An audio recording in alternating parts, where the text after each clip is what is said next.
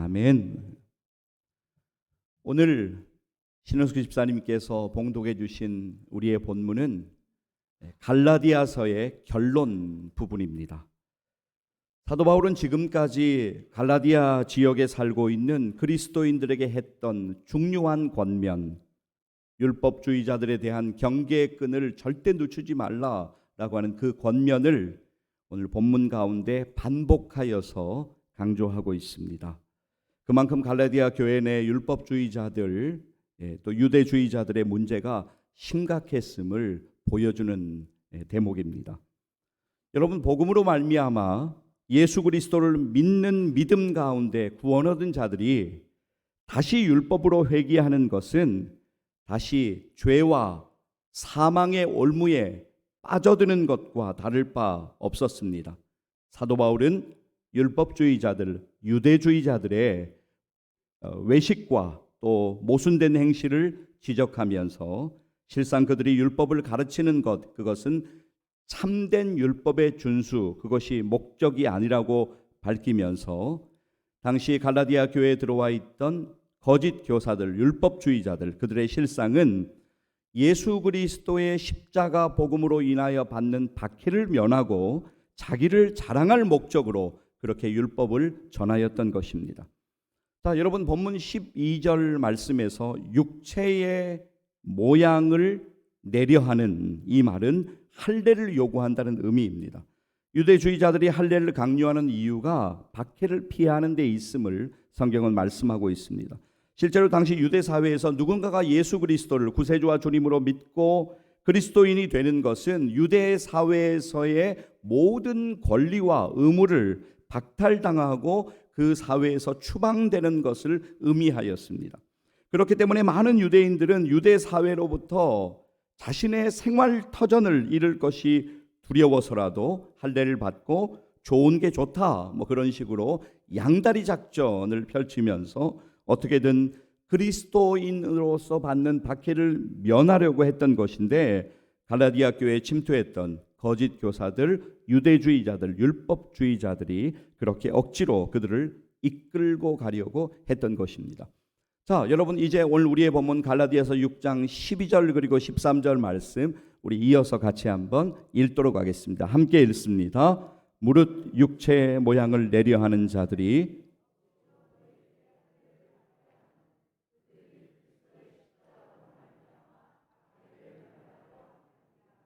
할례를 받은 그들이라도 스스로 율법은 지키지 아니하고 너희에게 할례를 받게 하려는 것은 그들이 너희의 육체로 자랑하려 함이라.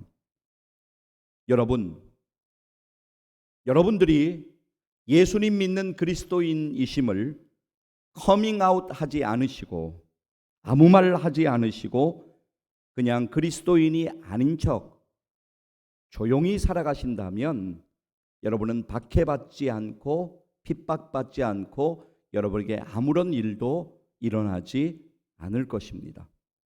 그러나 여러분이 예수 그리스도의 십자가의 도를 믿는 그리스도인이심을 세상에 드러낸다면 여러분은 박해를 받게 되실 것입니다.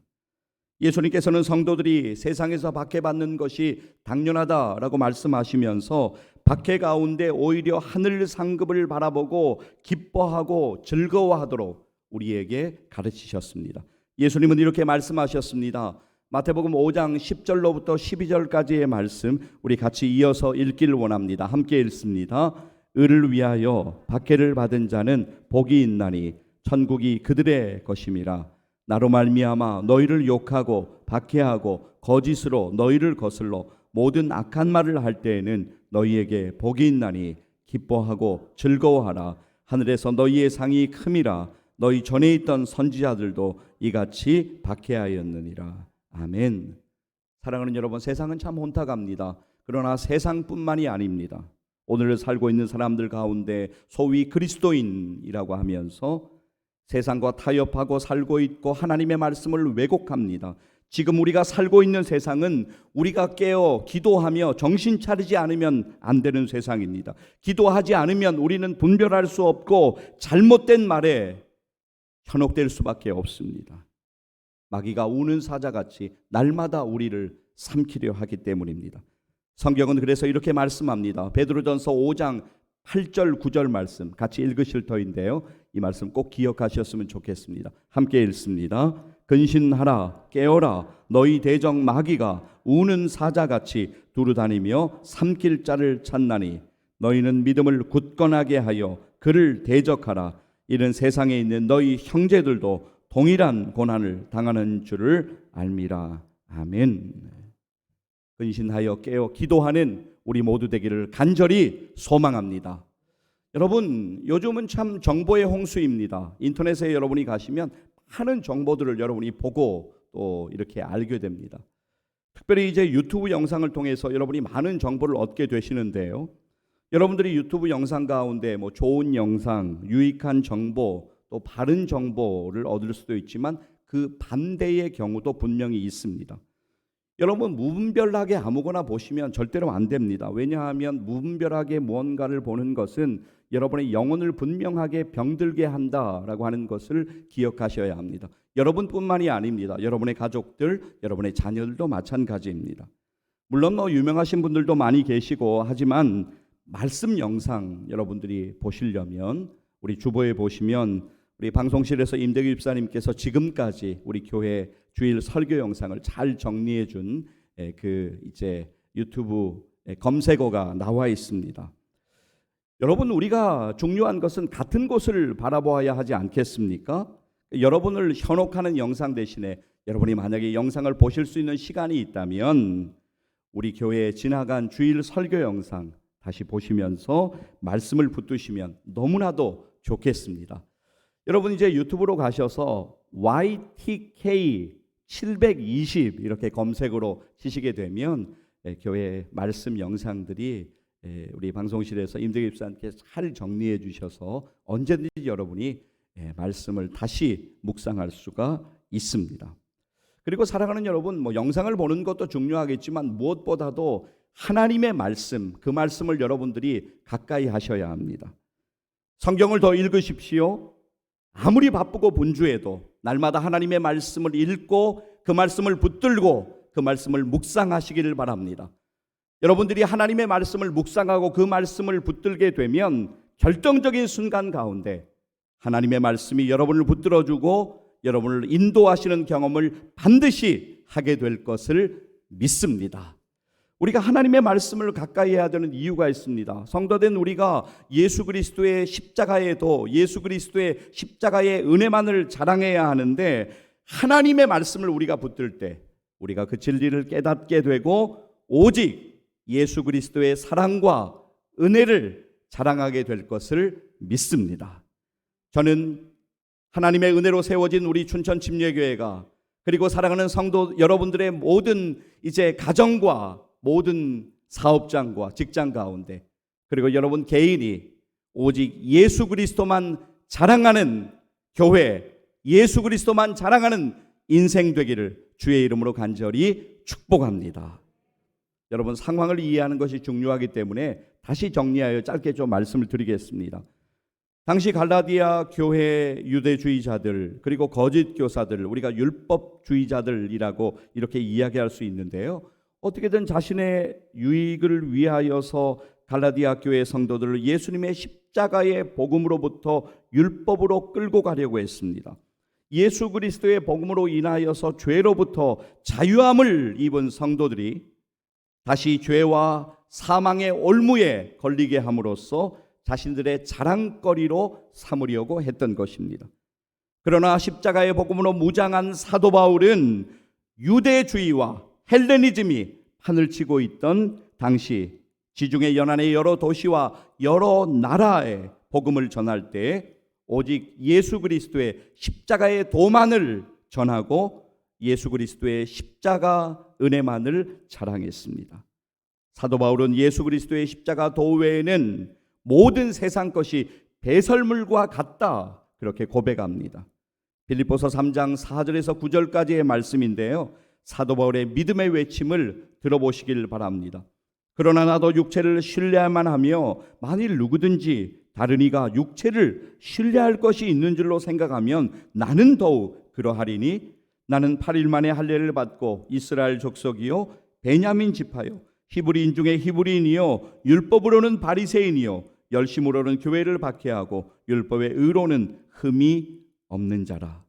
7절, 8절, 9절 여러분들이 크게 읽으시겠습니다. 함께 읽습니다. 그러나 무엇이든지 내게 유익하던 것을 내가 그리스도를 위하여 다 해로 여길 뿐더러 또한 모든 것을 해로 여김은 내 주 그리스도 예수를 아는 지식이 가장 고상하기 때문이라. 내가 그를 위하여 모든 것을 잃어버리고 배설물로 여김은 그리스도를 얻고 그 안에서 발견되려 함이니 내가 가진 의는 율법에서 난 것이 아니요 오직 그리스도를 믿음으로 말미암은 것이니 곧 믿음으로 하나님께로부터 난 의라. 아멘. 여러분, 도대체 우리가 어떻게 예수 그리스도의 십자가의 은혜를 자랑할 수가 있습니까? 그것은 세상으로부터 모든 정욕과 탐심을 십자가에 못 박을 때 가능한 것입니다. 갈라디아서 5장 24절 말씀을 보면 사도 바울은 이렇게 고백합니다. 그리스도 예수의 사람들은 육체와 함께 그 정욕과 탐심을 십자가에 못 박았느니라. 아멘.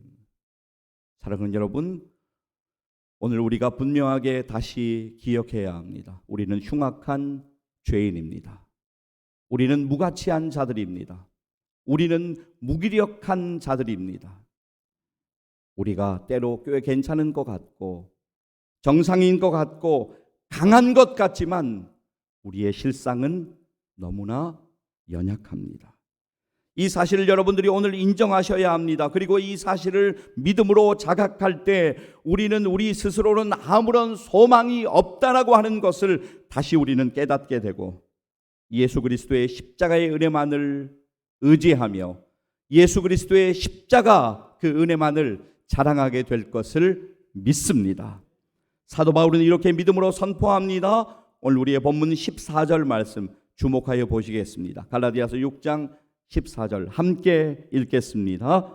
그러나 내게는 우리 주 예수 그리스도의 십자가 외에 결코 자랑할 것이 없으니 그리스도로 말미암아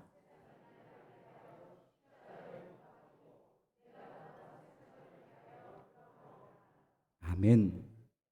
사랑하는 여러분, 오늘 우리 교회 창립 70주년을 맞이했습니다. 여기까지 지금까지 하나님의 은혜로 왔습니다.